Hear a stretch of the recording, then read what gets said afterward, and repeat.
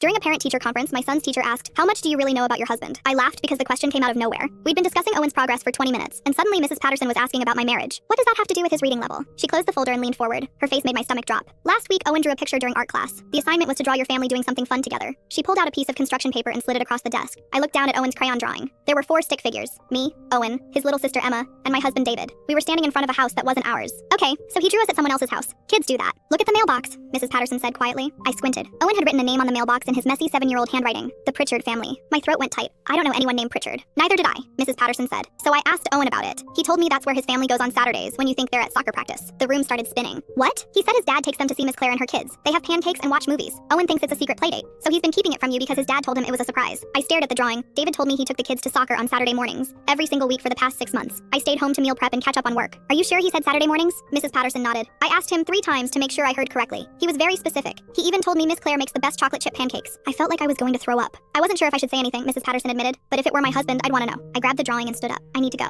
Mrs. Thornberry, wait. I was already out the door. I drove home shaking, doing 20 over the limit. I called David twice. Voicemail. His car was in the driveway. I burst through the door and found him on the couch. Hey, how was the conference? I held up Owen's drawing. Who is Claire Pritchard? His face went completely white. Where do you really take the kids on Saturday mornings? David stood up slowly. Let me explain. Explain what? That you've been lying to me for 6 months? That you're taking our children to another woman's house? It's not what you think. Then what is it, David? He ran his hands through his hair. I've been taking them to Claire's house, yes, but it's not. She's not. He stopped and took a breath. Claire is my sister. I froze. What? She's my half-sister. Same dad, different moms. I didn't find out she existed until last year when my dad died. She reached out after the funeral. My brain was trying to catch up. You have a sister? Why wouldn't you tell me that? Because I was ashamed, David said quietly. My dad had a whole other family for 15 years. Claire and her brother Tyler. He kept them secret from us the entire time. When Claire contacted me, I didn't know what to do. Part of me wanted nothing to do with her because it reminded me that my dad was a liar. He sat back down. But then I met her. She's amazing. Her kids are amazing. And I realized she didn't do anything wrong. She's just someone who found out her dad had another family too. So why lie about it? Because I didn't know how to tell you, David said. I didn't know how to explain that I wanted a relationship with the sister I never knew I had, especially when it meant accepting that my dad was a cheater. I was embarrassed. I stood there holding Owen's drawing, feeling angry and confused and relieved all at the same time. You should have told me. I know. I thought you were cheating on me, David. I thought... My voice broke. He got up and pulled me into a hug. I'm so sorry. I should have been honest from the start. I just didn't know how. We stood there for a long moment. I want to meet her,